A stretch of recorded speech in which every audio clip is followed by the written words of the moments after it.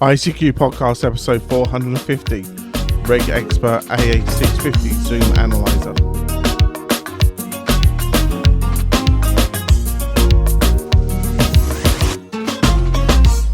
Well, hello fellow amateur radio enthusiasts, and welcome to this our 450th episode of the ICQ Amateur Radio Podcast, supported this episode by an anonymous donor and of course our monthly known subscription donors. In this episode we join Martin M1MRB, Dan Kilo Bravo 6 November Uniform, Caryn KD2 Golf Uniform Tango, Edmund Mike 0 Mike November Golf, and Ed DD5 Lima Papa to discuss and generate thoughts about the latest amateur radio news. Myself, Colin M6BRY, runs up the news in brief, and this episode's feature is taking a look at the Rigexpert AA-650 Zoom Analyzer. Now in this episode we sent out a little newsletter asking some of our listeners to show us some love. This Valentine's Day has just passed, and an anonymous donor stepped up and sent us a donation, which we kindly appreciate. His donation, along with our monthly and annual subscription donors, help pay our way and keep your ICQ podcast show advert free. So if you found some wonderful insight or some knowledge, etc. from your show, please feel free to show that value by visiting our simple webpage at www.icqpodcast.com/donate, where you can send off a one-off donation or set up a very important subscription donation. And say all the proceeds that we generate goes towards funding the show and keeping it advert free for you. Right, well now we're going to join Martin, Dan, Caryn, Edmund and Ed to discuss and generate thoughts about the latest amateur radio news, including protecting the HOAs Association's antennas and will a ham lead Germany. As always, hope you enjoy. The ICQ Podcast. Come for a moment. Stay for an hour. Well, hi guys, and welcome to the ICQ Podcast, episode 450, and tonight's news roundtable for that episode. Tonight, I'm joined by Mr. Dan Romanchik KB6NU. Hi, Dan. Hi, Martin. Hello, everybody. Yeah, good to have you again, as always. We also got your side of the pond, Caryn Eve Murray KD2GUT. Hi, Caryn. Hello, Martin. Hello, everybody. It's great to be back. Yeah, lovely to have you again as well. And moving to my side of the pond, down there on the south coast, where it's probably equally as cold as it is up here, Mr. Edmund Spicer M0MNG. Hi, Edmund. Hello, Martin. Hello, everybody. Yeah, good to have you. And last but not least, over there in Germany, where Ed tells me before we started recording it was -10 this morning, we have Mr. Ed Durrant DD5LP. Yeah, it was cool enough, yeah. And hey, edition 450, that's going some, guys. And I wonder if anybody wants to go back and re-listen to the last 449. Could take a while. Oh, yes. But I give you the honest opinion. They average, I think, would be about 2 hours now for all of them, the average time. And probably the first 10, the audio was atrocious. Trust me. I apologise if you ever go that far back. But we learnt a lot along the way, put it that way. So 450, yeah. Right. Let's have a look at our first news story. And the first one, the RSGB has announced its Scout, Cadet and Girlguiding Youth Champion.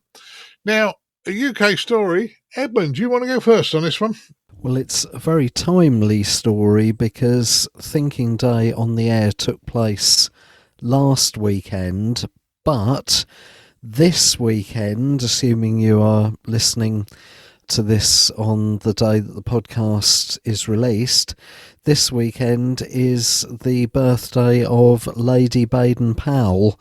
She was born on the 22nd of February, so if you are listening to this on the day of release, if you tune around the bands, you might hear a few Thinking Day on the Air stations 1 week later than you would normally expect to hear them. But anyway, congratulations to this young man who's been involved with the Scouts in one degree or another for what sounds like a very long time. Samuel McCutcheon, Mike 7 Uniform Echo Lima, is the man, so many congratulations to him. And if you want to send him a word or two of congratulations, or indeed any ideas or suggestions. It does have an email address, which is youthchampion.scouts@rsgb.org.uk, and there's nothing I can see that says you have to be an RSGB member to use that email address. So whether you are or whether you aren't, please do email Samuel with any thoughts or ideas. I've personally been involved with quite a few Thinking Day on the Air and Jamboree on the Air stations down the years in various different places, and the three things that always seem to go down well are: number one, sending your name in CW; number two, anything to do with the International Space Station, for example, sending packets through it using APRS and the onboard digipeater; and number three, amateur radio direction finding, which can be great fun. But I wish Samuel well, and I hope he's got some really good ideas, because I must confess, Martin, I'm rather lacking on the ideas front personally. Back to you. Yeah, M1MRB returning. I don't believe that. I know you do have some good ideas, and when we chat, so that's another one. Ed, what's your thoughts on this one? You were in the Scouts at one point in time, weren't you?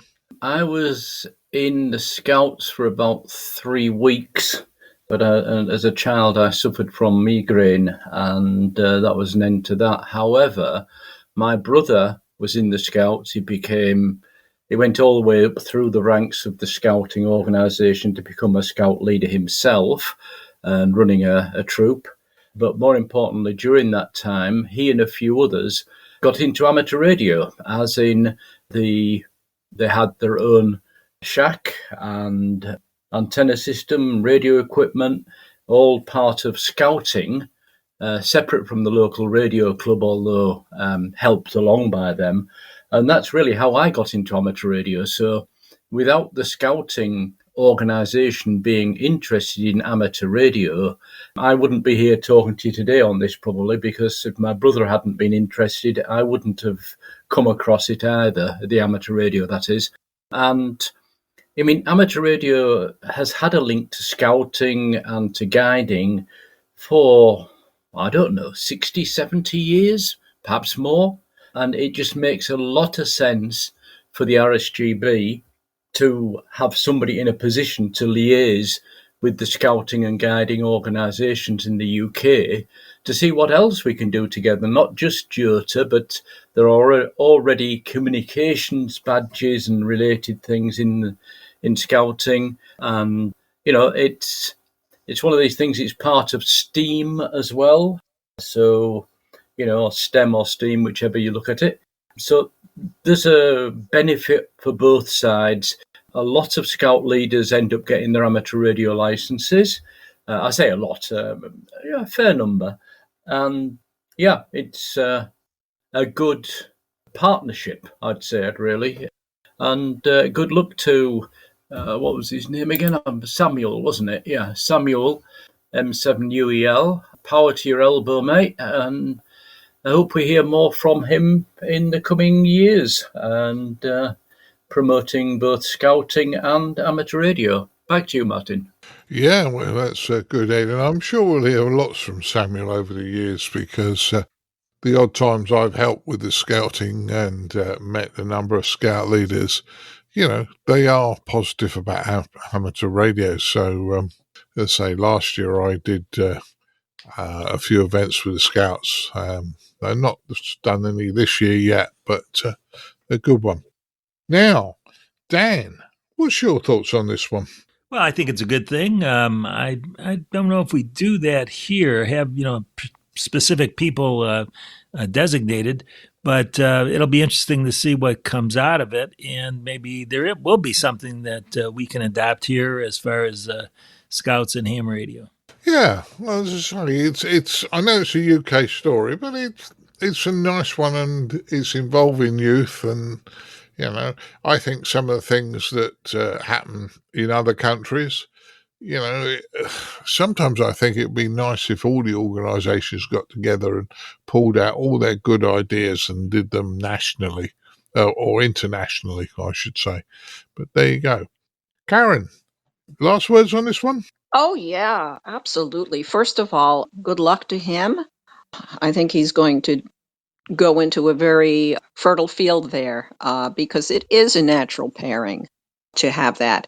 As Dan said, I'm not clear either if we have an equivalent here in the States with scouting, but again, the pairing is quite natural, especially nowadays with a great emphasis on camping and being outdoors. That adds to the fun. And there are scouting organizations in other countries. I forget whether it was Turkey or somewhere where they were starting to do something along those lines as well.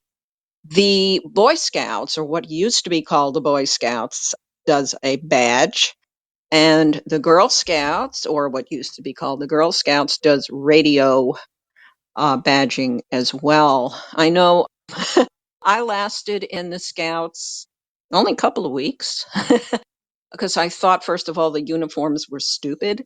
Didn't want to wear a dress. It seemed really impractical. If you're going out into the park, why would you wear a dress? Dresses were dumb.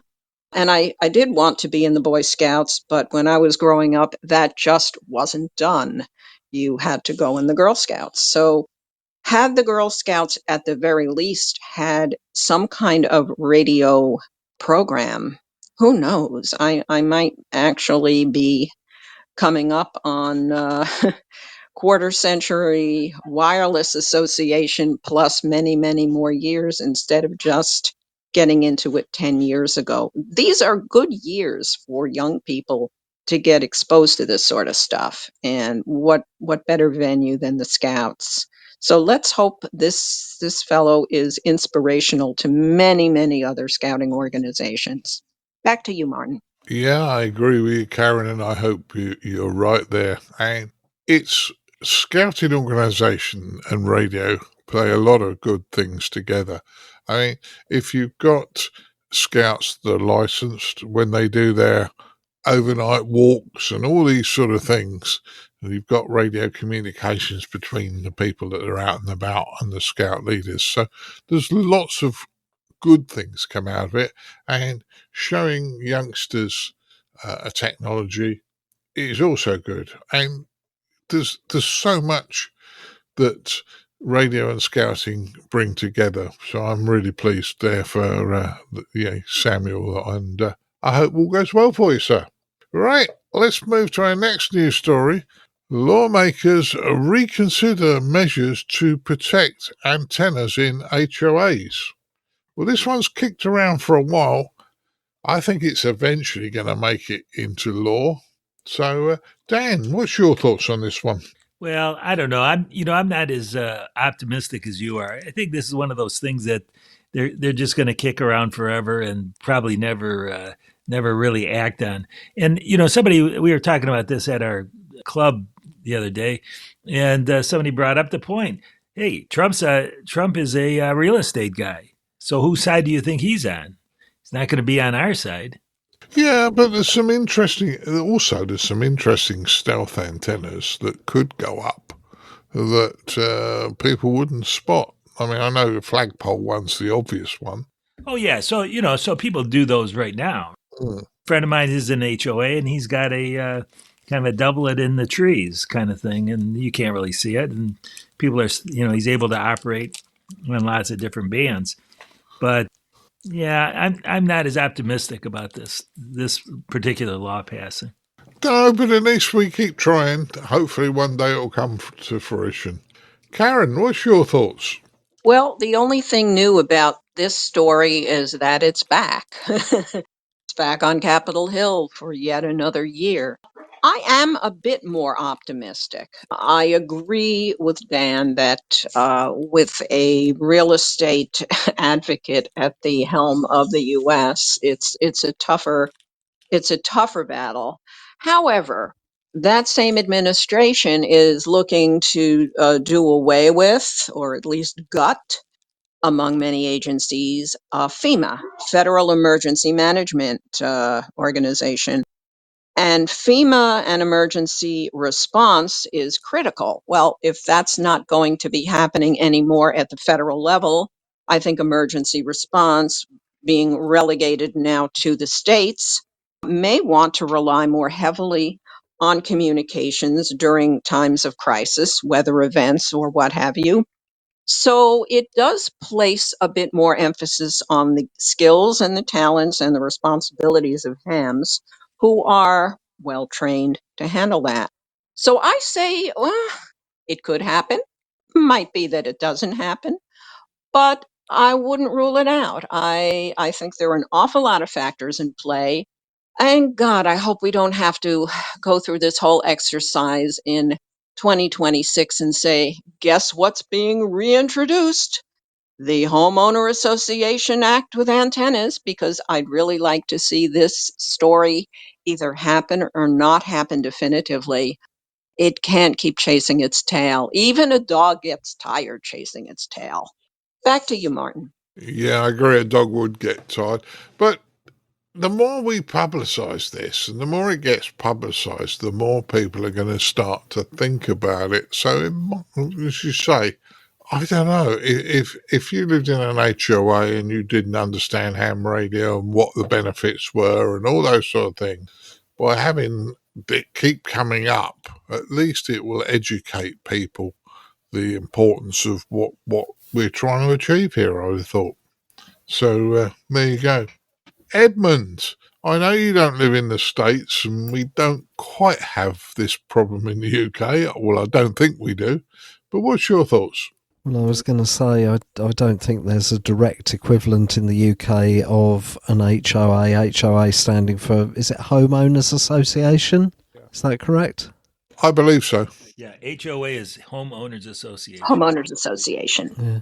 I mean, the whole thing just seems a bit silly to me anyway, because it says in the notes that you're allowed to have a TV antenna if you live in an HOA. Well, are you really telling me then that if you've got a UHF Yagi on your roof designed for receiving off-air television, and one day you replace that with a 70 centimetre Yagi, which from the ground size-wise would be practically, if not completely indistinguishable from the TV antenna, that you would have gone from being compliant to being non-compliant? It just sounds ridiculous to me, so I'm glad I don't live in one, and there's nothing else really I can say other than be creative with disguises such as flagpoles, for example. Or the other thing you can do, if you like near vertical incident skywave, get a 10 metre long bit of wire, stick it on top of some electric fence supports that you can buy off the internet, and feed it at the end with an external antenna matching unit, and it would not look like an antenna at all. It would just look like something that could be cornering off, I don't know, a part of your garden that's got flowers in it or that kind of thing. But yeah, this is one of the few occasions, amateur radio wise, where I'm really glad I live in the UK and don't live in the US. Back to you, Martin. Yeah, Roger on that one. The other one, because I'm a VHF UHF person, the other one I always think about is if you can have a satellite dish, you can cut a slot in a satellite dish and have a slot antenna, but that's another story. Ed, what's your thoughts on this? Yeah, well, and when we talk about this, normally I think people are considering HF, but if we're talking about emergency communications in a local disaster, VHF and UHF is more likely to be used, I would have thought, and therefore what Edmund says is, hey, it's a TV antenna or it's a 70 centimetre or even 2 metre antenna. It ain't going to look that much different. So I think what the homeowners associations are afraid of are people putting up towers and, big, whatever, 30 metre, 40 metre high towers, lattice towers, with, 3 or 4 enormous HF beams on them. I think in certain HOAs there have been agreement, and each HOA can make its own rules, of course. In certain of those, I believe there's been agreements that said, yeah, okay, if it's a vertical or it's a wire antenna, it's okay, but don't go putting up a tower, which is a common sense kind of compromise they've made. But, while there is the opportunity for the committee that run the HOA to change and somebody else to get in, without regulation from outside of that committee, they can then change their minds again, and someone who's just invested and put his antenna up and got it all good might be told to take it down. That's a problem with, living in and signing up to be part of basically a housing development that when it's founded, they say, okay, we'll have this homeowners association to regulate how everything works here. And if you sign up to that, you sign up to whatever they decide. So unless there's a law that says they can't do it. So this law getting through would at least say, no, you can't do that. You've got to give reasonable consideration that the amateur radio enthusiast can put up a small antenna. I don't think ever in a HOA you're going to get a blanket, you're okay to put a tower up. So it's a matter of compromise, as in living with your neighbours is always a matter of compromise. I know here the law in Germany is up to 10 metres high. You don't need any special planning permission. And that's why my loop antenna, wire antenna here is 10 metres high, or 9.5. And, if I wanted to put a tower up, then it would be the local council that decided, not my neighbours. But, it's one question back to either Dan or Caryn. How often can a bill go back to Congress or to the Parliament or whichever house for reconsideration? Is there actually a limit? If it's if it's submitted 5 times and it hasn't got through, then it automatically dies, or can this just keep going around and around? That is a good question. I imagine it can go back as often as needed, and sometimes, Ed, when a bill is reintroduced, it is not entirely the same bill. Sometimes they will make modifications. Now, I don't know if the language in this year's reintroduced bill, I don't know if it's identical or if they did make any modifications. But my guess is that sometimes with a bill being reintroduced because the last one failed because of a few sticking points, there may be that those sticking points were resolved and now it's being reintroduced in another form. So I guess until one side gives up or the other side gives up. So that's why I say it may yet happen. Let's hope it's this year, but we don't know. We just don't know. Right, and Dan, you were saying you didn't think it was going to happen. I'm not optimistic. Sorry, Ed, I jumped in on you. No, I was going to jump in and say that's basically I've said all I wish to say. So, and it is really the story for our American colleagues, and I wish them luck. But I am, in some ways, echoing a little bit what Dan says. If it keeps coming around and around and around, it's probably never going to get in. But wait and see. If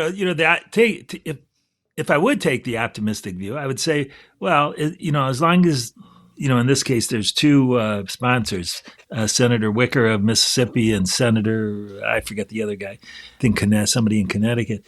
If those guys are persistent, maybe in the next 2, 3, 4, 5 Congresses, the mix changes and maybe it will get passed. So, as long as those guys stick to it, as long as they stay in office, yeah. Right.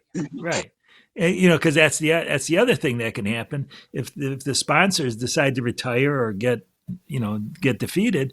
Well, then it just dies. Period. Yeah, and the other thing, of course, is if somebody else wants some other support on some other bill, these 2 people can say, "Okay, you vote for my bill, I vote for yours." Exactly.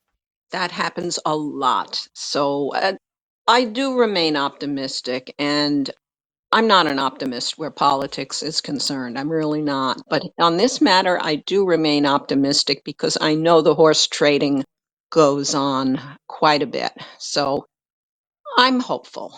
Well, let's hope and wait and see what happens. Now, the ICQ podcast has suddenly become a little bit political, but stay with us, guys, because the HOA is political. Moving to our next story is also talks about the political side of Germany. And a ham radio operator is the front runner to lead Germany to be the German Chancellor, I believe. Fairly close. And looking at the stats that Ed's given me, he gets elected this weekend. Is that correct, Ed? Yeah, I mean, of course, everything that's estimated voting figures and everything else, they can be way off sometimes. In this case, I doubt it. The leader of the CDU/CSU union, so it's two parties that always work together, and basically you have the CSU, which covers Bavaria, and the CDU that covers the rest of Germany. They are the party, central party. It's Christian Socialist or Christian Democrats, whichever one you look at. And they're the people who had Merkel as their leader, and she was Chancellor of Germany for many years.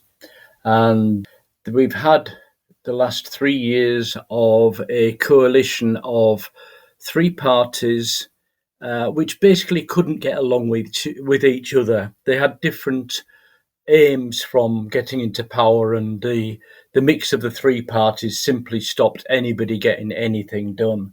So everybody is basically happy that the election is coming up this Sunday, actually the Sunday that this podcast is released, and the leader of the CDU and CSU party is Friedrich Merz. And Friedrich Merz just happens to be DK7DQ. He's a radio amateur, has been for many years. And his background is more in sort of legal accounting and everything else like that, as many politicians are. But it's just a nice thing that we've got somebody coming into power that's actually a licensed amateur. Now, whether that will make him a better chancellor or not, who knows? I think yes, in some ways, because people who get involved in the amateur radio hobby are more open and more willing to listen to other people, shall we say, than in other politicians. And yeah, it follows a line. We've had, everybody knows King Hussein of Jordan was JY1. And apparently the present King of Thailand is HS10A. So it's not something new to have the leader of a country a radio amateur. Of course, it doesn't affect how they lead the country particularly, but it's just a nice thing to hold up and say, have you heard of amateur radio? Oh, by the way, our Chancellor is an amateur radio enthusiast. Back to you, Martin. Yeah, as I say, good story. Now, I was wondering, and I'm being very, very naughty, but we're coming down to Friedrichshafen, and I wonder if he's an amateur, whether he might just sort of show up off his own back if the security forces will let him. And could be interesting. Edmund, what do you think? So, yes, this is great news, except that if I was trying to think of what job I could do to limit my opportunities ever to go on air to the maximum, then being the leader of my country would probably be the one job role above all others that would stop me ever having an opportunity to go on the air. So I'm pleased about this, and if I ever manage to work him, I'll probably fall off my seat. I'm not expecting to. And if this gentleman is worried that the German Parliament building is in the equivalent of an HOA and he might have trouble putting antennas up, two things to bear in mind. One, any antenna will always look a lot bigger when it's lying on the floor at your feet than it does when it's up on a nice tall pole on top of your roof. And number two, if you've got a 2 metre beam, especially if it's horizontally polarized, then from the ground it will be practically impossible to distinguish it from a VHF FM broadcast antenna for reception only. So a couple of little ways there that this gentleman may be able to get round the German Parliament buildings equivalent of an HOA. How about that, Martin? Well, that's not a bad suggestion, Edmund. That's not a bad suggestion. I think that's quite a good one. Caryn, I know this is a European story, but what do you think? Well, the question was asked, is being a ham radio operator going to make him a better chancellor? My question is if being chancellor will make him a better ham radio operator. I don't know. I mean, imagine him being in a special event and he's worth bonus points. A lot of good possibilities here. I'm being a little silly, but I think yes, this will raise the profile of amateur radio as it often does. And here in the States, while we have not had a president, to my knowledge, or even a vice president who has held an amateur radio license, we have had people on Capitol Hill, people in Congress. The most famous being, of course, Senator Barry Goldwater, who there's now a club in his home state of Arizona that has his old call sign. So that's a wonderful tribute to him. He was much loved as a ham, and oftentimes people would talk about working him and getting him in their log, and he just identified as, oh, what's your name? My name's Barry. And he wouldn't say much more than that, although I believe the King of Jordan did the same thing. He didn't say, well, I'm the king. So it's just great that this is happening. Only because he's a ham, I wish I could do a mail-in ballot. Wouldn't get there in time with the mail being as slow as it is. But I wish him well. I'm really happy to know that this could happen and that he is considered the front runner. So those are my thoughts, Martin. Back to you. Yeah, some good thoughts there, Caryn. And yeah, it's quite strange. I can imagine him working and then somebody realising his chance and saying, "It's you." And his answer should be, "Why wouldn't it be? I'm an amateur." Anyway, yeah, let's go. Dan, last words on this one? Sure, I have 2 points here. I don't know that the German rules have the equivalent of Part 97.1 here, but Part 97.1 here says that one of the purposes of amateur radio is to enhance international goodwill. And, he'll be in a unique position to do that for sure. And my other question would be, is this guy a CW app? Well, I think Ed would be able to answer that one better than me, Dan. I believe so, but just check on QRZ.com. Well, I did, and there's nothing there for as far as biographical details. So okay, I think he operates CW and sideband. Well, I have to check my logs, see if I happen to have them in the log. Dan, put him in your ham alert. Put him in your ham alert, and the RBN will pick him up. I think we've got a shot at it, getting him in CW. Yeah, that's a good idea. I'll do that. So, guys, I'm waiting to hear when you've worked the gentleman. Hi. And you may very well. All right, we'll report. Yeah, good one. Let's move to our next news story. This is not so much amateur radio, but things that are happening in radio. But Ofcom are mulling over the 6 gigahertz ban for sharing with Wi-Fi and mobile phones here in the UK. So it's a ban that we're not going to get as amateurs, but it's an interesting one.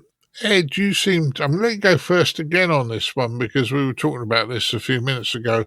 What's your thoughts? Yeah, I mean, Ofcom are mulling it over. They're doing a survey and they're asking for comments. But not only that, there are other regulators in the rest of the world watching to see how this works. As we know, spectrum space is getting shorter and shorter as more and more things go up into the microwaves, and there's a big demand for more coverage for cell phones and mobile networks in general. And also the band that currently exists and is used often as a backbone on Wi-Fi mesh networks, so within buildings, they're saying, well, why can't we, if the protocols that are running on the devices using these frequencies can sense each other and make sure they don't interfere and move frequency automatically to avoid interference, why can't we have two users? Because your cell phone stuff is maybe more outside and your Wi-Fi is more inside, although there is an overlap. Why can't we have some way of sharing the little frequency that we've got available here between two different uses, two different commercial users? And basically, the investigations they've done so far is suggesting that, yes, with the newer versions of both cell technology and Wi-Fi technology, it should be possible to sense that the signal you're hearing is not yours, so don't transmit there and move a bit further away and then use a different channel or whatever. So everybody's watching to see how technically this works or doesn't. My feeling is it probably will work, and it's a good sign for the future that, well, they can share existing networks. Hopefully, it will stop them coming after amateur networks. Back to you, Martin. Yeah, well, I think you're right, and yeah, we've had to share some of our amateur networks, and we share amateur, or we're allowed into areas where we're not the prime user. So yeah, it's something worth looking at and keeping an eye on. Dan, I know this isn't happening in the States, but does this look interesting? Well, so what's interesting to me about it is maybe based on these results, if they find they can share the band fairly well, maybe we could make a case for sharing some other band here in the U.S. between amateurs and some other service. I think that would be a wonderful thing.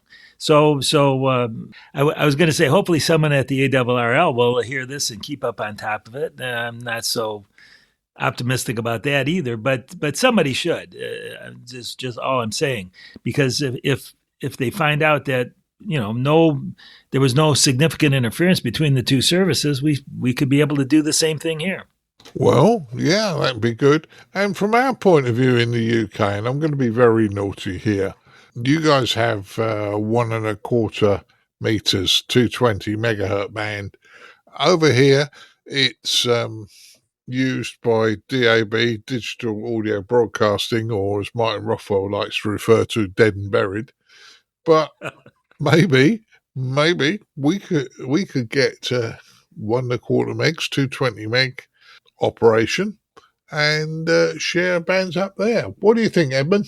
Well, I don't think that particular idea is going to happen, because the BBC National Multiplex channel 12B, I think it is from memory, is pretty much slap bang in the middle of the allocation in the UK, somewhere around 222 megahertz. So certainly anybody who had FM handhelds that were capable of operating on 1.25 meters, they would find that part of the band completely wiped out by DAB transmissions. And there's nothing wrong with DAB as such, it's the implementation of it.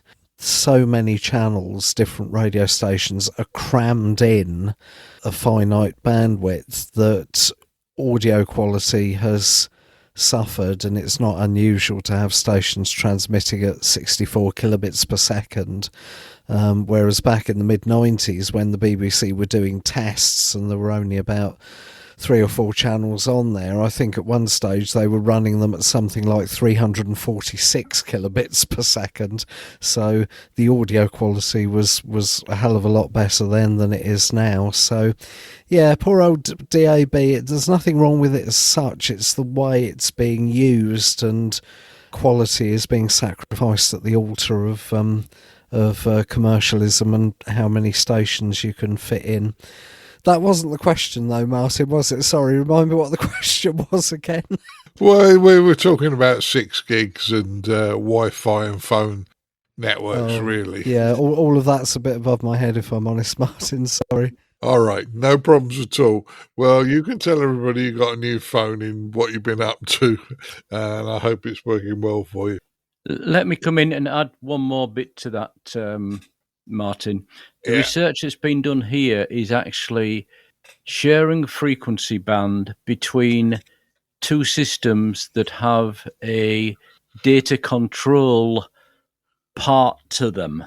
So if this came along and we said, okay, we'd like to share, some new band between amateur radio and Wi-Fi, whatever, the amateur radio would also only be possible as a digital mode.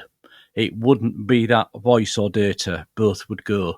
You wouldn't be able to do sideband and you wouldn't be able to do CW because you wouldn't be able to understand the message that's coming back from the other user saying, go away, this is my frequency, or yes, I've finished, here you are, or whatever. That digital handover is needed between the two systems. So in this case, they're talking about sharing what is effectively data signals. Even though one carries voice, it's still data. So yeah, for sharing, yeah, maybe in the future between different stations and things, but not with sideband or CW, unfortunately. Yeah, well, not wishing to upset Dan, but I wouldn't understand if they told me to go away in CW or not being a CW operator. Hi. But Caryn, have we left you anything to say about this one? Because I know it's a UK and it's a story and you're over there in the States, but it looks interesting. Not much to say except that we don't have an equivalent experiment going on here that I'm aware of. It's worth watching. If there is technology to support its implementation and this becomes kind of a trial balloon that everybody else is looking at, great. My only feeling is don't mess with my CW. I'll be perfectly happy. But beyond that, I think if it goes well and the need comes up for it here, at least we know somebody paved the way, they blazed the trail, and it might work. So we watch and we wait. Back to you, Martin. Yeah. Well, I think it's interesting, and it's the experiment is in the UK, and other people will be monitoring this one. So it's worth mentioning, I believe. Okay, moving on to our next news story. There's a video tribute to honour a New Zealand CW operator. The guy we spoke about a number of episodes back became a silent key, and a friend of his has done a YouTube video about him. Dan, this is a CW one. What do you think? Well, it's always sad to hear of any ham actually passing. And it sounded like this fellow really touched lots of different operators in New Zealand. So that's kind of sad. I haven't been able to watch the video yet, but I certainly will. Yeah, I'd say it's nice to give somebody recognition. Caryn, you're also a CW operator, so what do you think?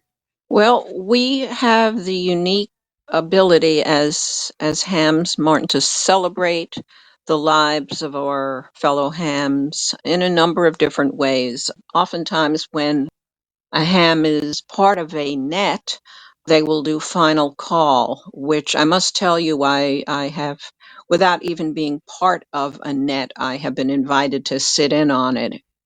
It's rather moving. It's an incredible experience because you become painfully aware that this person is no longer part of this network, no longer part of this community. It's quite touching and goes right to the heart. We have many ways of doing it. We can do special event stations. I was actually part of that with a local club here for a CW op quite on in his years, and the club did a special event for him down by the beach that he loved so much.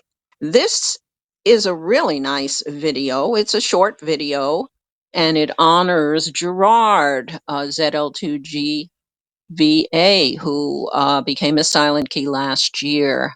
We had originally reported about that on Newsline, and his great friend Nick, ZL2NEB, decided that there would be a short video tribute on YouTube, a tribute to their friendship and a tribute to him as an op. He was a great supporter of other CW ops and just a great supporter of hams in New Zealand in general. It's a lovely tribute.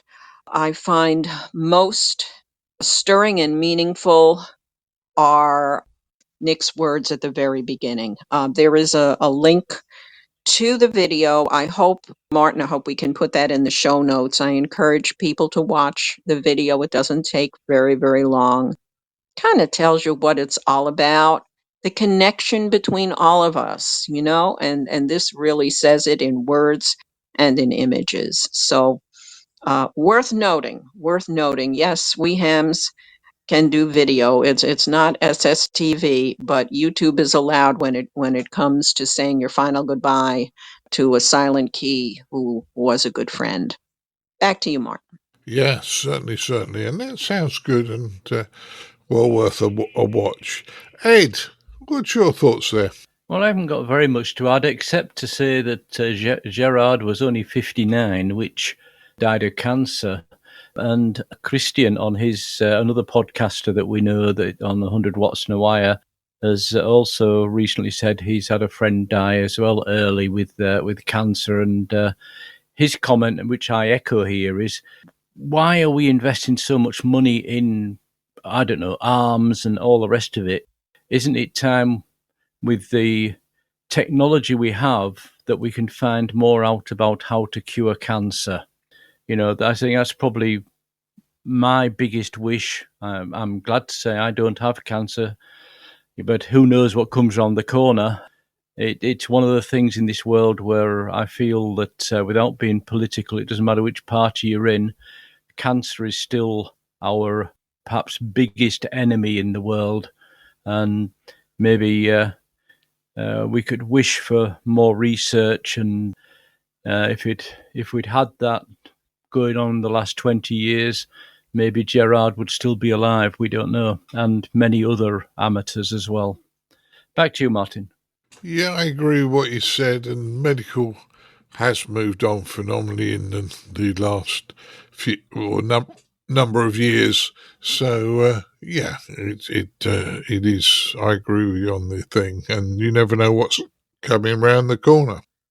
Right, Edmund, last words on this one? Well, I haven't seen this video yet, but I certainly want to, and it's really good that somebody had the foresight to record this gentleman off-air operating, I guess, and maybe bearing in mind that life can be very short, but having said that, there's also the element of what you actually do with the time you've got. It's not purely a question of how long life is, but bearing in mind life can be short, maybe occasionally we should make recordings of other people on the key with their particular fist, or in voice mode if they're using SSB or FM, and just keep those recordings for posterity to be able to make a tribute video like this when the inevitable day finally arrives. So yeah, it's very sad, but I'm glad that he had his 59 years and that he was obviously doing enough things right in the amateur radio sphere that other people thought highly enough of him to value the QSOs they had with him and to make a video like this. Back to you, Martin. Yeah, yes, good words, Edmund, good words on that one. Right, let's move to our last news story, and this one's a bit of fun, and Caryn put it in for us. As dogs pull sledges, hams pull long shifts on the air. Caryn, I'm going to let you tell us the story of this one. Okay, thanks, Martin. I have one word. I can sum this up in one word. Mush. Mush. Well, that's what they did. That's what they did. Michigan's Upper Peninsula, there's a really popular event, the UP 200. It's a 220-mile snow-covered path through some wilderness areas, remote areas, areas without cell service. It's a challenging run for sled dog enthusiasts, and they're beautiful, brave, strong dogs. They're sled dogs. These are not chihuahuas. These are these are working dogs. Although if there's a muscular chihuahua, they could put him as the lead because we know they like to be out in front anyway. This race already took place. This began on the 13th of February, and it just concluded. As of this recording, it concluded 2 days ago, so that would be the 17th of February. Now, hams are very often called in to provide communications support for the safety of runners and bikers and all sorts of things, boats, you name it. Sled dogs, not so often sled dogs. Certainly, even in Michigan, for the last 2 years, this event, which is a major, major sporting event in that part of Michigan, they couldn't do it because there just wasn't enough snow, and you don't really want to put the sleds on wheels. That sort of defeats the purpose. So there was no UP 200. They were quite happy this year to go ahead and do it. So the hams, many of them from a club called, I believe it is the Hiawatha Amateur Radio Association, and probably a few others, got out there. And since this race goes on throughout the day into the night, provided a means of safety to everybody. They were using repeaters, and these were linked repeaters, so everybody could hear what everybody else was doing. Yeah, it's a bit of fun, really. It's not your average road race, benefit race, roller skating race, or whatever else, parade, whatever else we hams are called in to do. It's unique to that part of Michigan. What I think is especially neat about this is a very high profile race, and it is a qualifier for next month's Iditarod in Alaska. So stay tuned, folks. There's more to come. Back to you, Martin. Yeah, sounds good, Caryn. Now, Dan, I forgot you live in Michigan, don't you? I certainly do. But I tell you what, Michigan is so big that the Upper Peninsula is almost like its own state. I mean, seriously. And we're the here. So Michigan has two peninsulas, right? And if you look at a map, you'll see that. And we're actually physically separate from the Upper Peninsula. So we have the Lower Peninsula, which is the thing that looks like the mitten, and the Upper Peninsula. So even so, I mean, we're still very proud, of course, of the Upper Peninsula, and yeah, I mean, it's big stuff up there. You know, this whole dog sled race, and really, it's I don't know if you can chalk it up to climate change and all, but they really have not. They get tons of snow up there usually, and the last couple of years there just hasn't been enough to run this race. So it is big news up in the Upper Peninsula, and here you might get a kick out of this. So here in Michigan, at least the people here in the Lower Peninsula, I think the Upper Peninsula people do. We call those people Yoopers. Because the Upper Peninsula, Yoopers. So anyway, that's just kind of some amusing Michigan lore. Yeah, sounds good to me, Dan. Sounds good to me, and I'll say hopefully it'll be a success, or was a success. Ed, what's your thoughts on this one? Yeah, well, I mean, it's surprising to hear safety communications for a sled race, but as Caryn touched on, amateur radio in all parts of the world often does safety communications for sports events, and often they're actually considered out also training for emergency communications. The club which I am still a member of in Australia, the Central Coast Amateur Radio Club, along with Wyson, which is the Australian equivalent of ARIS or the UK's RayNet, so emergency comms, they annually, and they have done for the last 40 plus years, provide the communication support to some major horse trials that take part in some very remote country. inland in New South Wales. So, horse trials as well, running races, cycling, everything gets this. But this is probably the first time I've heard about them doing communications for a sled race, and a major one at that. So well done to the guys. We're hoping it all went okay, no major problems. And for those who qualified there, good luck in the Itarod. Back to you, Martin. Yeah, all sounds fun. Well, Edmund, we haven't seen much snow in the last sort of 10 years, really. What's your thoughts on this?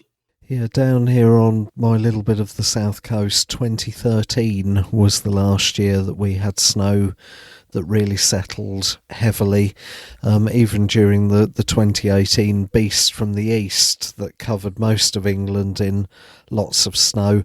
Down here in my location on the West Sussex coast, we seem to have our own little microclimate, so even if snow is falling on 99% of the rest of the country, we have this knack of avoiding it.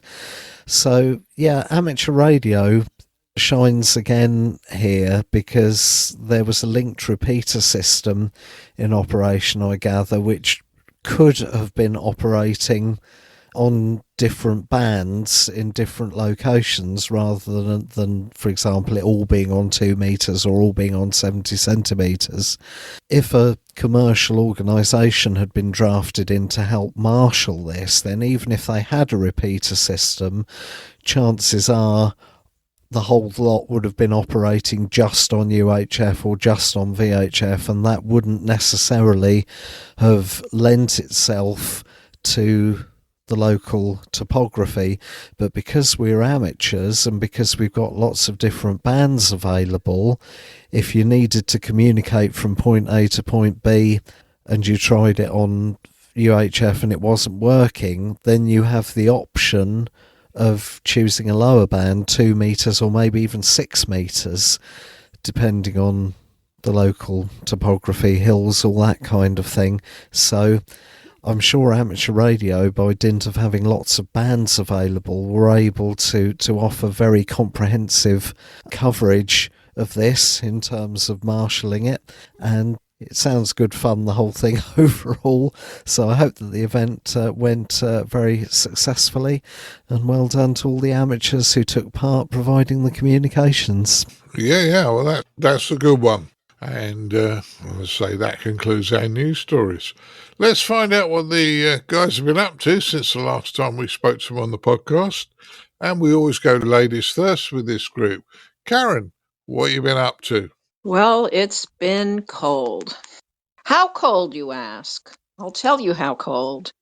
-8 Celsius. It was 17 Fahrenheit this morning in New York. Hasn't gotten too much warmer the last couple of days. The snow, unfortunately, is mostly gone. I hope we get a little more before winter says goodbye, because I love winter, but I have not been out doing POTA, as you may have guessed. I've been chasing a lot of POTA, and I've been chasing, just to up the game a little bit, I've been trying to chase DX POTA and concentrating on that just to keep moderately exciting. Joined another CW net, 3906 Century Club net, and I'm still participating in the wonderful OMIC Club, OMIC Amateur Radio Association Wednesday net, which is on 40 meters at 8 o'clock Eastern Time. So been doing a bit of that. Straight Key Century Club has had the Randomgram, which this month is a marathon, and I believe it runs until the 23rd of February, and that is a fabulous event for CW ops to practice sending meaningless meaningless combinations of letters and numbers to one another. It's just the thrill of the chase and who can copy correctly.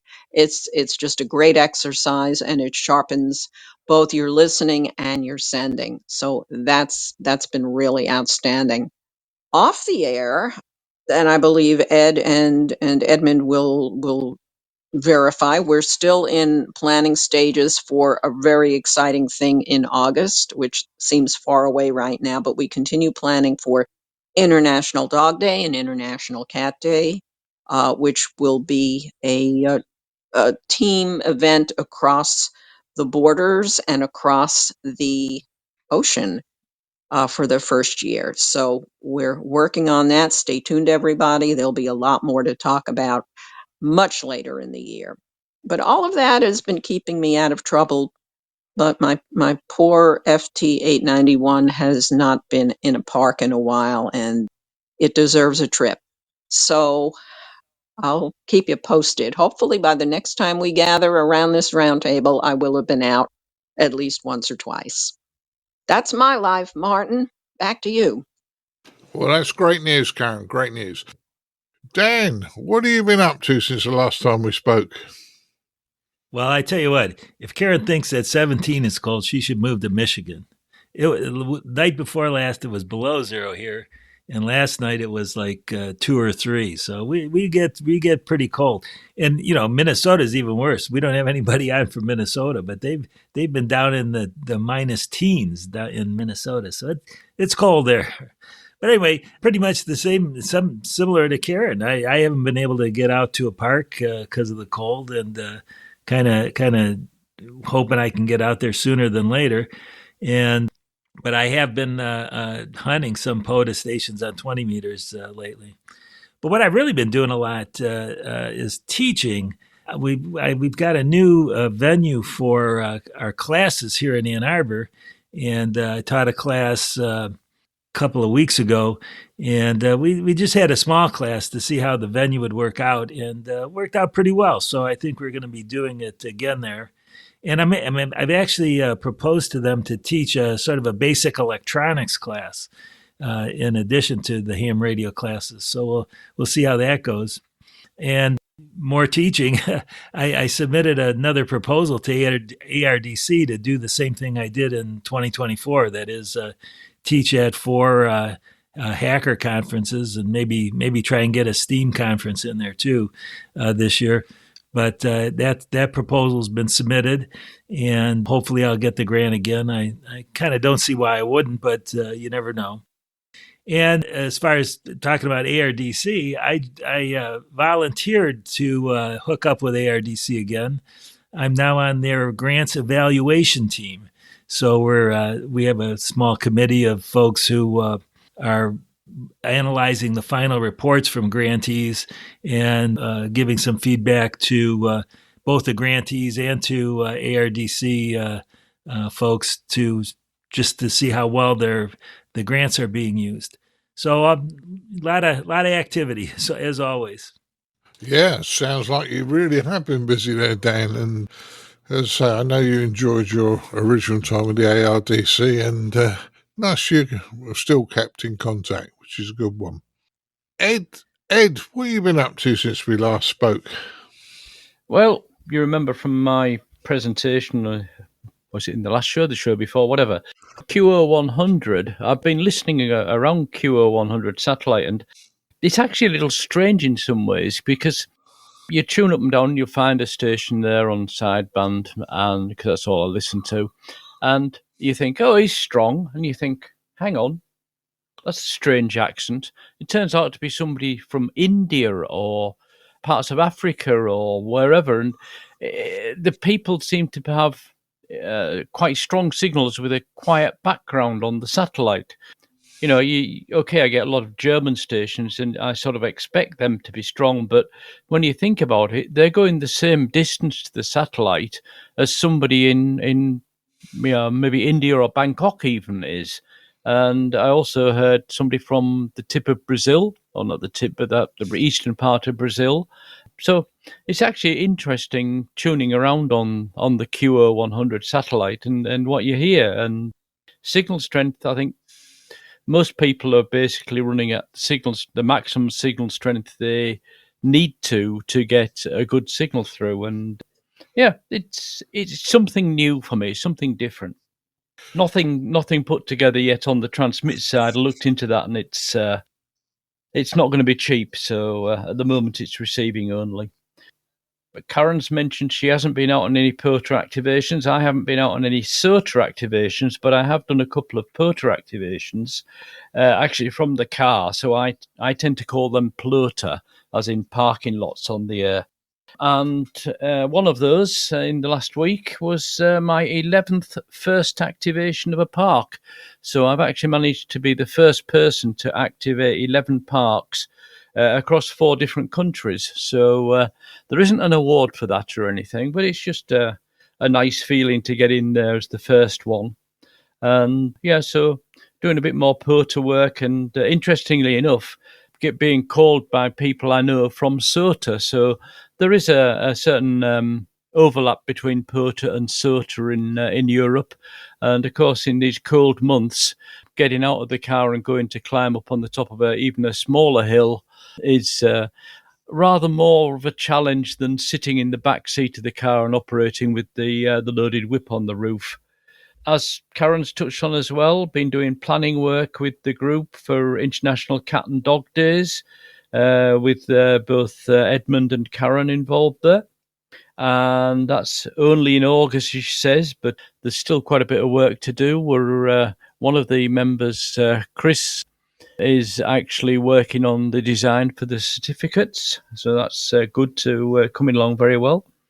The last thing on my list, of course, it wouldn't be me if I didn't say I've been trying something out with an antenna.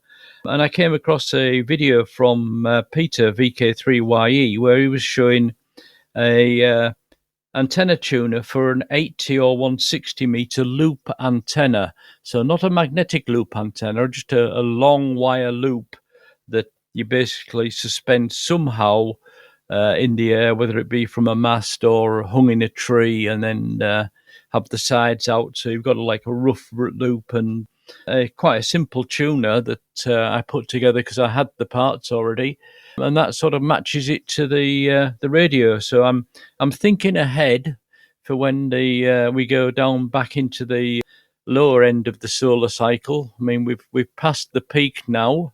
Be okay for another year or so, and then after that it starts to go down. So we'll start to lose the 10 meters to 20 meter bands and rely more on the 40, 80 and 160 meter bands. So I'll have a portable antenna ready for that when it's needed, and obviously try it out before then to just have a bit of fun on bands that aren't quite as busy at the moment. That's me done. Back to you, Martin.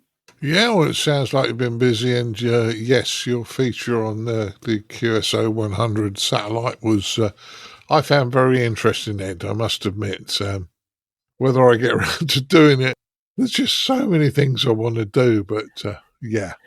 Yeah, I mean, what triggered that for me was the neighbour gave me the old dish, which is the major thing you need, and then it doesn't cost that much for the other bits and pieces. Yeah. Well, maybe. So we'll have a think about that one.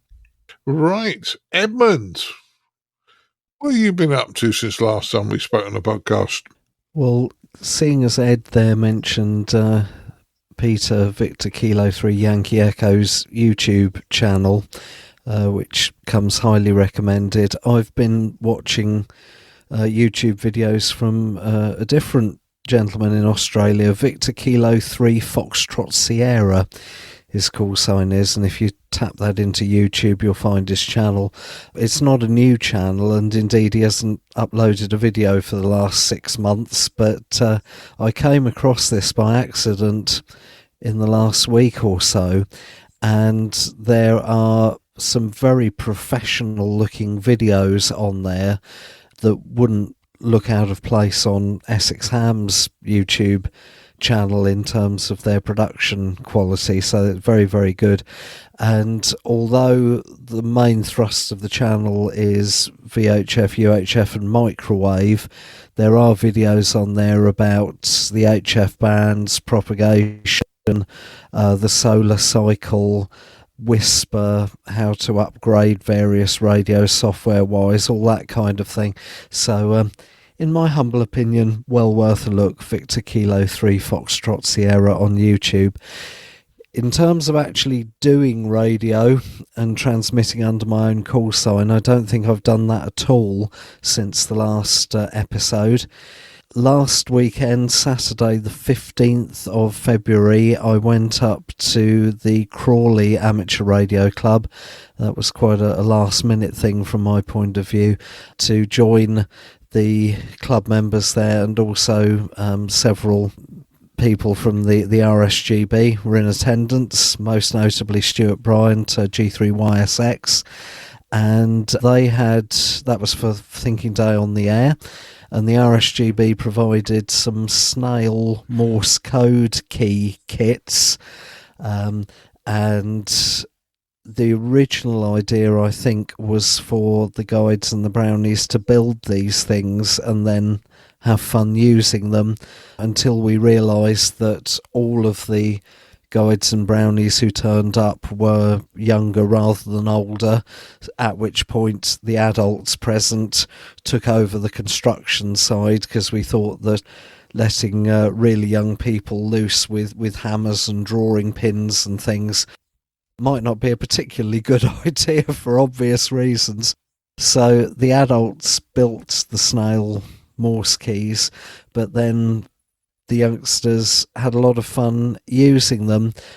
We did the traditional thing of sending their names in Morse code, and I would then try and copy them, and I said to each young lady there when I was listening to them sending CW that it was very noisy in the club room, which it was, and also that my hearing isn't 100%, which it's not, due to listening to too much loud music in the 1990s, too much night clubbing.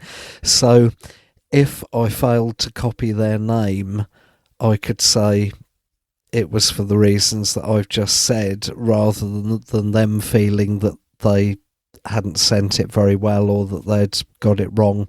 That was really good fun, and they all seemed to enjoy it as well, because there's definitely this secret squirrel one-upmanship, I know something that you don't type attitude with most people. So even though these youngsters were only sending their name, the fact that they knew that the adults standing nearby, even though they could hear the dits and the dars, they probably didn't know what the dits and dars meant. That seemed to appeal to a lot of them, I think, if you know what I mean. And we also had to go at doing Morse code battleships, which was a revelation, partly because most of the youngsters didn't even know what battleships was as a game, let alone using Morse code to do it. But that went pretty well. And the other thing that went really well was amateur radio direction finding on the 2 meter band. We had 3 very low power transmitters, very close to 144 megahertz, not exactly on the same frequency, but close enough together that if you selected USB rather than CW on your radio, you could hear all 3 in a reasonably wide bandwidth. And one person hid 2 of the transmitters in a wooded area behind the Crawley Radio Club's building. I hid the 3rd one, which was slightly further away than the other 2 and offered a different angle. And the youngsters went round with a homebrew tape measure Yagi, and that seemed to fascinate quite a lot of them, that you could actually make an antenna out of some tape measures.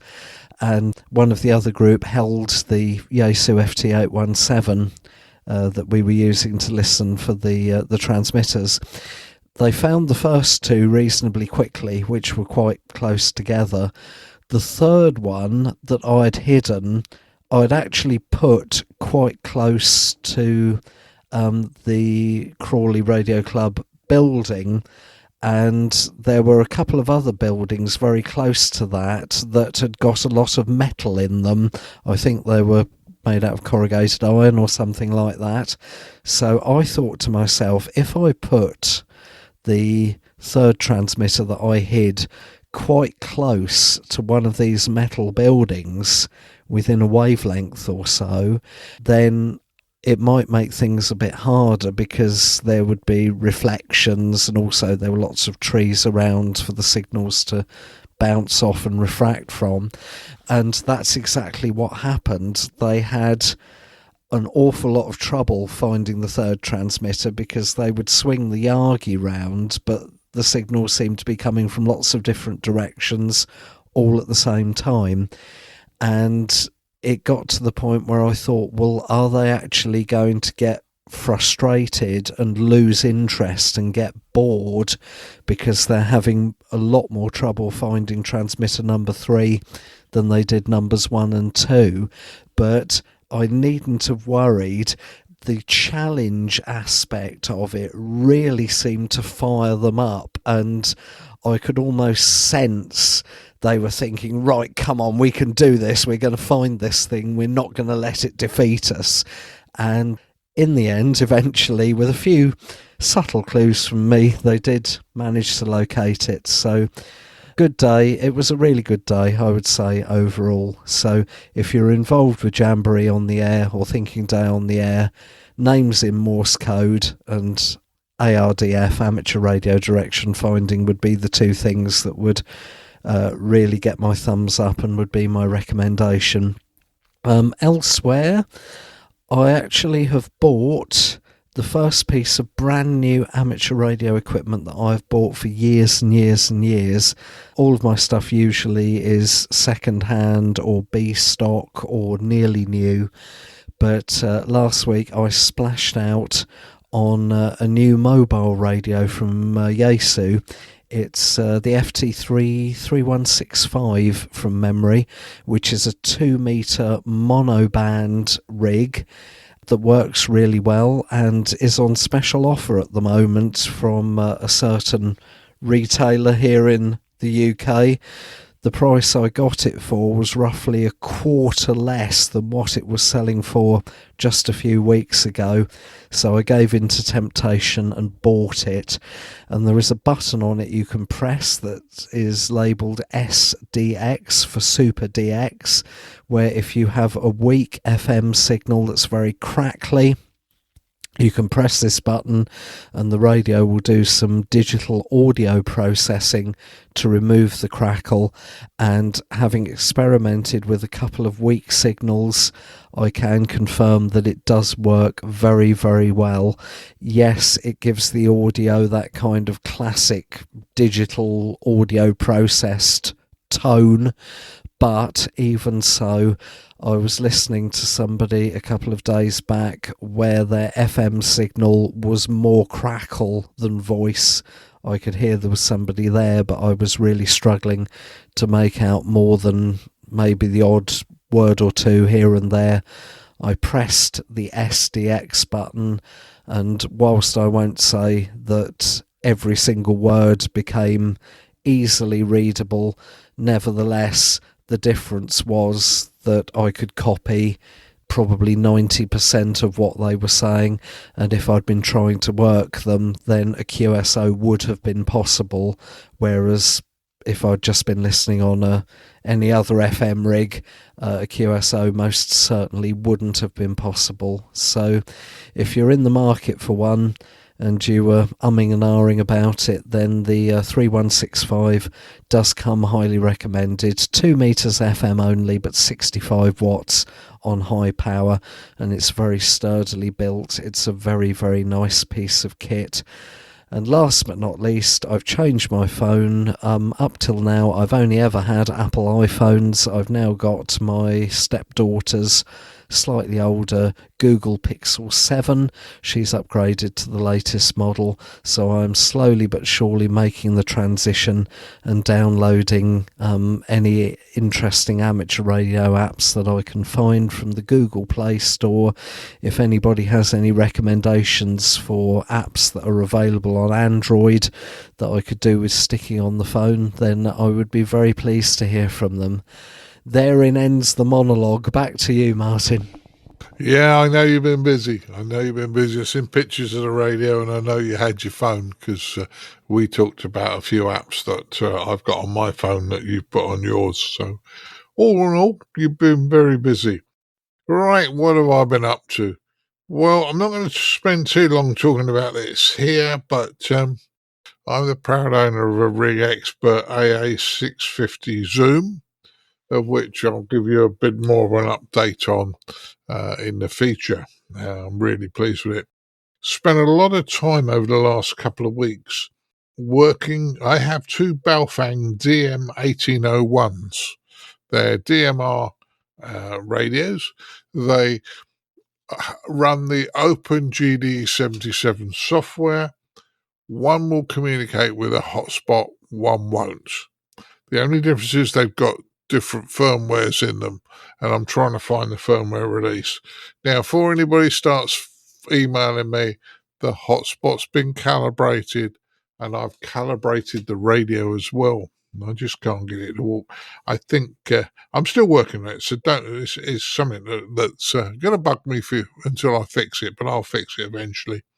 Been on the talk group a few times. Had some interesting conversations with the guys that are up there. Been playing with 2 meters and 77s as I always do. Managed to, gentleman at the club loaned me for a few days his Quansheng UV5R, and you say nothing strange there. I've already got a couple, but this one had been software and hardware modified for HF, and he had the Mark 1 board fitted into his one. He bought it for the square root of nothing. I didn't do a lot with it because I wasn't that impressed, but it wasn't installed correctly or whatever. But at least I saw one, took it apart and saw it had the board fitted. For those, we've had a couple of people turn up at the club to see what ham radio is all about, so that's nice. The public are starting to wander past, so maybe we are starting to rock the tree a little bit and get people interested. Tomorrow night, I'm doing a talk for Sutton and Cheam because the guy who's supposed to do the talk let them down, so I'm doing the talk.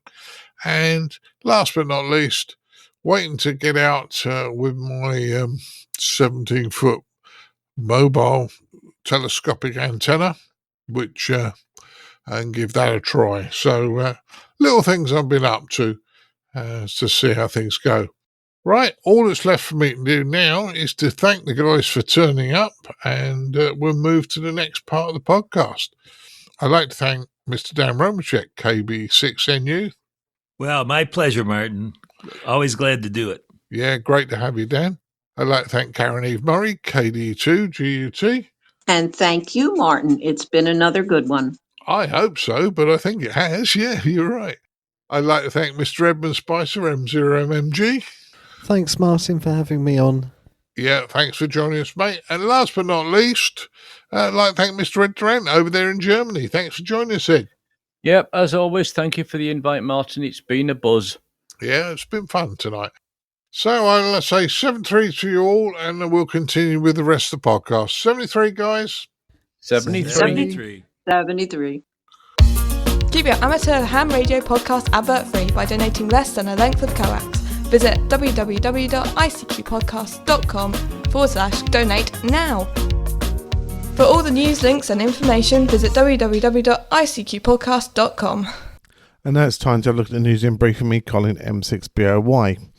We start with news here that the radio club Limburg is operating a special event station, Papa Alpha 80 Oscar Victor, is in honour of a Allied pincer movement during World War II. The event will continue through to the 20th of February, and it will be active on single sideband and CW and various digital modes. SQL cards will also be available. So the event is also open to the public for those who will be near the city of Genève in the Old Town Hall. The event has ran for the past 5 years, and its next schedule to take place in 2030. So it runs every 5 years, next place in 2030, and we'll put a link for you on the ICQ Podcast webpage to find out more information about this event. The day of our release is George Washington's birthday, and the Mount Vernon Amateur Radio Club will be active under a special events call sign of K4 US to celebrate Mr. Washington's birthday. So they'll be on the air from the greenhouse of the Mount Vernon estate, and as they be on the air between 10 a.m. and 3 p.m. Eastern Time. And as they will also be covering a period of time between 8:30 a.m. and 11 a.m. on his actual birthday, the Sunday. Listen out on single sideband and CW. QSL codes are available, so an interesting one to keep an eye out for there. Mark Haynes, Mike 0 Delta X-Ray Romeo, is letting people know that if you're interested in, registering your interest in attending WRTC 2026, there is now a booking page available on their website.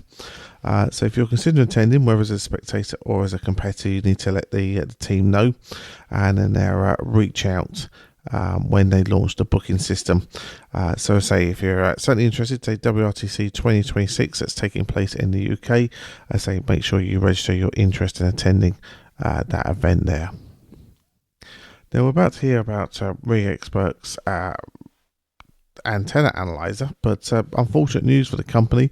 Their administrative office was recently damaged during the ongoing conflict happening between Ukraine and Russia.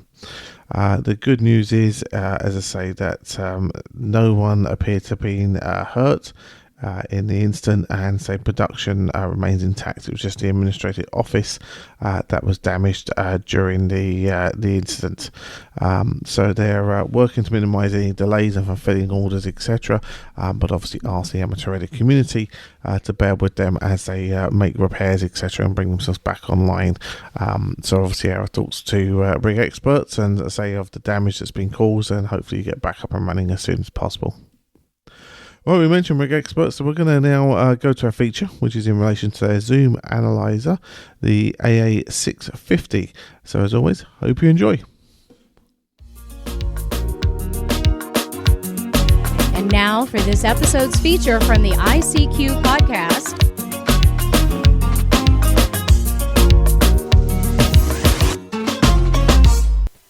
Hi guys, for this episode's feature, I wanted to talk about the Rigexpert AA-650 Zoom. Now, why did I purchase one? Well, 20 years ago I bought myself an MFJ 269, and I was very, very happy with this. Alright, towards this time in 20 years, things have improved a lot, but all the time I was working I was more than happy with it. Unfortunately, last year, it got dragged off a table with a feeder connected to it and hit the concrete floor. And although I've had a go at repairing it, it doesn't quite work right at the moment. I haven't fully found the problem. So I decided to bite the bullet and get myself a new antenna analyzer. Now, the one I went for suits my needs. I do a lot of VHF and UHF stuff as well, so I wanted one that went up to at least UHF frequencies. Now, I started looking at the Rigexperts, and not all dealers had the model I was interested in stock in the UK, which was getting a little bit worrying. I then checked Amazon, and Amazon do deliver, but the price was £300 dearer than anywhere else. In fact, the particular model I wanted was dearer than a higher spec one, which I was half believing. Now, in fairness, I think that because of stock changes and one thing and another, I think they probably will go up in price, but I'm not wanting to panic here. But with also Rigexpert taking a missile attack on their admin office, and thank God nobody was injured, that can only mean that I think things will become a little more difficult and maybe price rises in the future. So I purchased, as I said, the AA-650 Zoom. And what does Zoom actually mean? Well, what the Zoom part of the title means is that when you bring a graph or something up on the display, you can actually zoom in or zoom out. So if you're looking at an SWR chart, which shows the dip. What you can actually do is zoom in to see exactly where the best SWR is, or you can zoom out depending on what you're looking for. Previous models which don't have zoom, I don't believe have that feature. So what was in the pack? Well, when the pack arrived, obviously you get the analyzer. You also get a carry case, which is, okay, it's nice. It'll protect it from the rain or whatever if you're out for a little while. No, not heavy rain, but it's certainly good enough.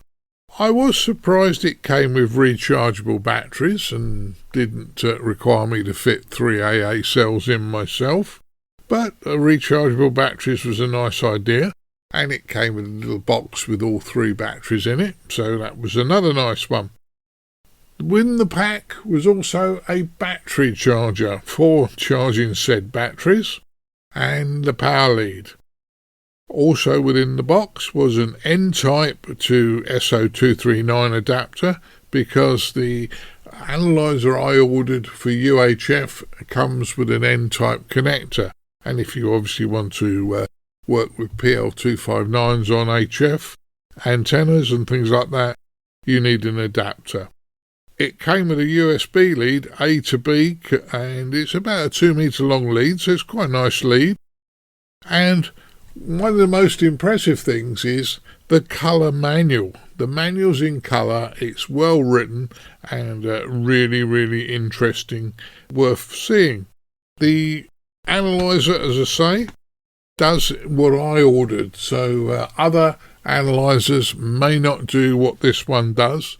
You need to check it out. I did look at an HF only one a friend of mine's got. Lovely device, but as I said, I want to do VHF and UHF as well. So what can this thing do? Well, you can look at an SWR chart. So you connect up to your antenna and you look at the SWR chart and you can see the dip where between frequencies where your antenna is coming resonant. You can also do an RX chart which looks at reactance and capacitance of the device. So that's quite an interesting one. If you guys are into Smith charts, and Smith charts are worth looking at, you can plot on the Smith chart where your antenna is, whether it's more capacitive or more inductive, and from there. You also have a nice representation of an SWR meter, so you could just put an antenna on the end of your cable and check the SWR of your antenna. So all in all, I think that's quite a good one. There is a display all parameters option, which is a text-based screen on your analyzer, which shows you reactance and capacitance and the impedance and all those things, if that's what you're looking for. So that works well. And one of the things I thought was very, very useful is the device has a multi-SWR mode. So what I'm able to do is work with up to 5 different frequencies and see what's happening. So for argument's sake, if I was working and setting up a HF multiband antenna for say 20, 15, 10 and whatever, say 6 meters, I could monitor all of those and see a change in one band when I was changing the antenna for one band, what it was doing to the other bands. So I think that's quite a nice function. The analyzer can also be used for checking cables and the antenna cable, the length of them. You can tune stubs and you can technically locate faults on the cable, which is quite nice. Unfortunately, I haven't got round to trying that, but I'm no reason why it shouldn't work. I also said it came with a USB lead, and the USB lead plugs into the bottom of the device and can be used to power the unit and also connect to computer software. So you're thinking, computer software, that's going to cost me money. Well, no. Rigexpert give away from their website. You go to their website and download it, a free computer software so that you can connect your analyzer up and control it via a computer and see all the graphs and bits and pieces and save your devices out. The free computer software also runs on Windows, Macintosh, Linux, and I found an Android version in the Android Play Store. So not something to put you off. You can save your results in the computer software, or you can, if you're not using the computer software, you can save up to, I think it's 100 results of your tests in the device's memory. So that's another useful thing that we didn't have before. Also, you can use the software with Bluetooth. So the device that I have is Bluetooth enabled. So technically, we could put the device up a mast and on the end of the antenna itself without any cable down and see what the SWR is at the point where the antenna connects. Very useful. And by using Bluetooth, you could adjust your device even though it's up in the air. Now, if you decide to use Bluetooth, and this one almost caught me out, you set the Bluetooth on the device and it shows as a Bluetooth enabled device and ready for use. But it won't talk to anything except for the software. So don't think you've made a fault when you set up Bluetooth to connect to your computer or your phone or whatever tablet. What it will is looking for the analyzer software, and then it'll communicate with that and quite happily work. So lots of bits and pieces. Am I happy with what I paid for? Well, in fairness, by the time I bought the extra protective cover and various bits and pieces, yeah, it cost a lot of money. It cost me, I think it was about £530. I have made a set of calibration standards for it, and you can make those quite easy. You don't have to spend a fortune online buying calibration bits really for this. It requires a short circuit, an open circuit, and a 50 ohm load. Now, it's easy enough to short out an end connector, and you can make an open circuit end connector, and I made those myself. The last one is you need to make a 50 ohm load. Now, I would suggest if you're doing on the unit I've got, you probably want to solder 2 100 ohm surface mount resistors between the inner and outer to make your load. Now, if you're HF only, you could probably get away with a carbon composite resistor or a couple of carbon composite resistors, because the lower frequency you're not going to get problems with lead lengths. But certainly when you're getting up into UHF, I would certainly use surface mount components. Now, I'm very, very happy with the device, very, very happy with the whole 9 yards of this.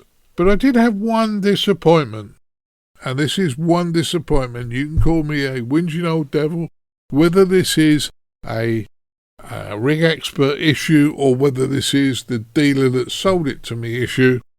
Unfortunately, the mains lead for the charger, the battery charger, came with the wrong connector. I live in the UK. I would expect it to have a UK plug on it. It came with a continental Europe plug on it, which was a shame because everything else was right. It didn't stop me from using it because I had another lead that would fit the charger in stock here anyway, and that got it working. So you could say I'm whinging, but the only one thing that let the whole package down was the wrong mains cable. Dealer, be aware. I hope this was of interest.